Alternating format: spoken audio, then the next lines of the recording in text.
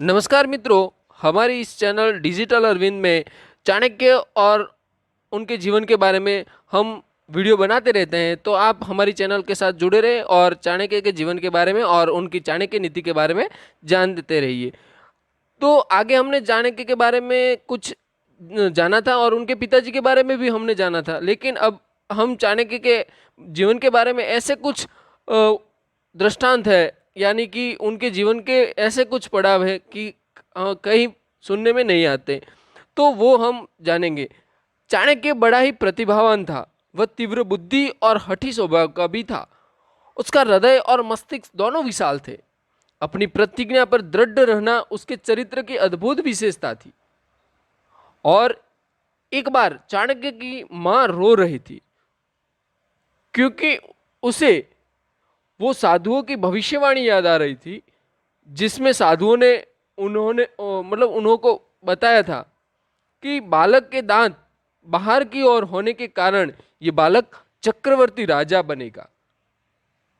चाणक्य ने अपनी मां से रोने का कारण पूछा तो माता ने कहा कि बेटा, तुम्हारे भाग्य में राजा होना लिखा है। तुम राजा बनकर मुझे छोड़ दोगे और मुझे भूल जाओगे, इसलिए मैं रो रही हूं। अपनी माता के मुख से अटपटी बात सुनकर चाणक्य ने पूछा, आपने कैसे मान लिया कि मेरे राजा बनूंगा? इस पर मां ने उन साधुओं की भविष्यवाणी को दोहराते हुए कहा, बेटा, जिस बालक के दो दांत बाहर निकलते होते हैं वह राजा बनता है।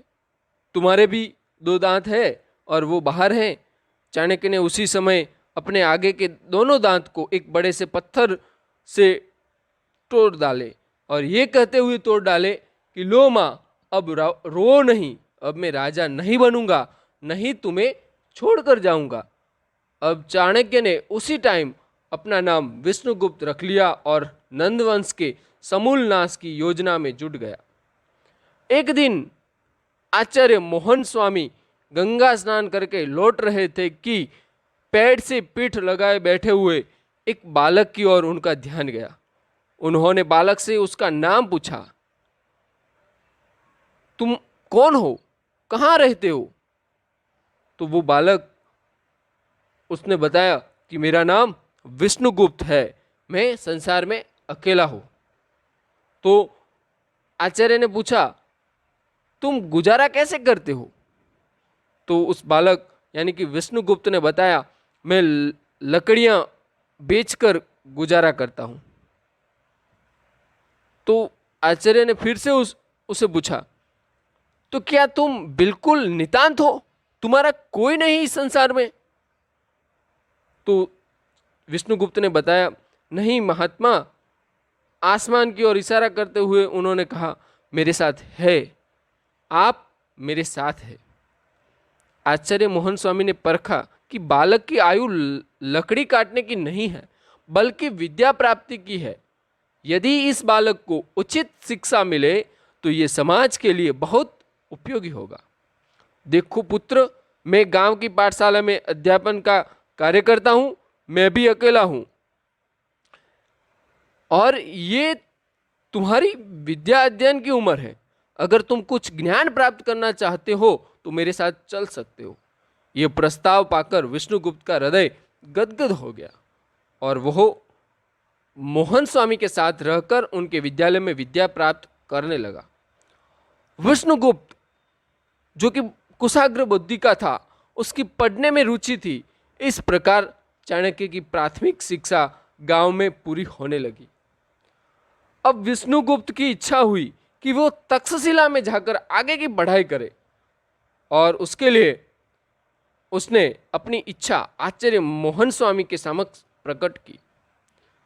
और आचार्य मोहन स्वामी भी चाहते थे कि विष्णुगुप्त तक्षशिला जाकर पढ़े, परंतु ये अत्यंत कठिन कार्य था, क्योंकि तक्षशिला में राजा महाराजाओं के पुत्र अध्ययन करते थे तथा वहां प्रवेश पाने के लिए कई देशों के राजकुमार प्रतिज्ञा सूची में थे।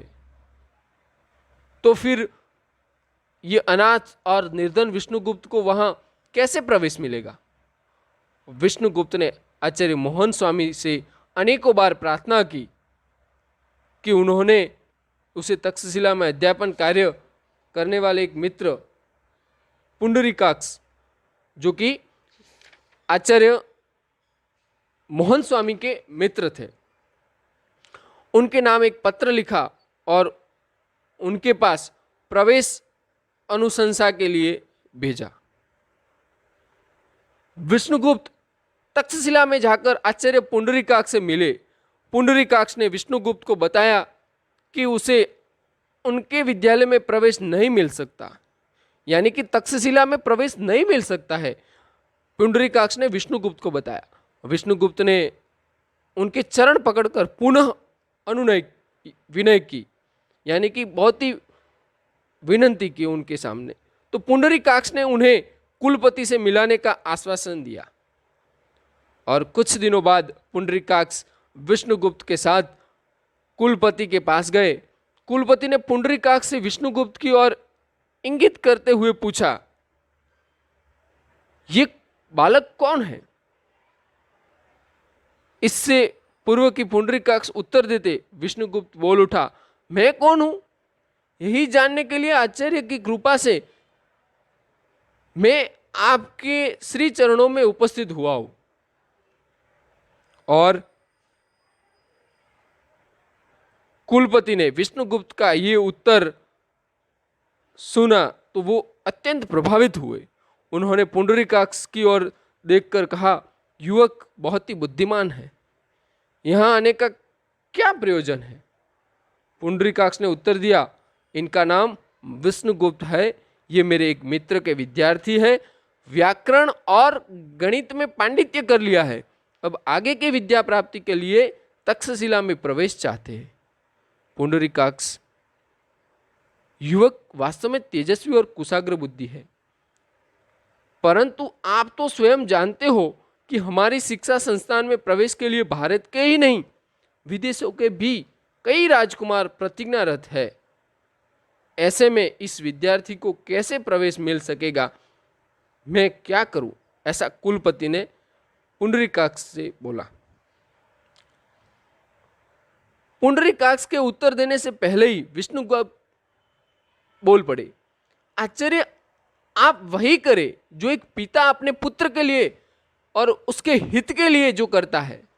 मेरा इस संसार में कोई नहीं है आचार्य, मैं आपको ही अपना सर्वस्व मानकर आपके पास आया हूं। मेरी यह भी इच्छा नहीं है कि मैं राजकुमारों के साथ बैठकर शिक्षा प्राप्त करूं। मैं तो गुरुओं के कंठ से निकली वाणी को कक्षा के द्वार पर बैठकर सुनना चाहता हूं। आपकी कृपा होगी और मां सरस्वती के आशीर्वाद है मेरे साथ, जो मेरे जीवन को धन्य बना देंगे।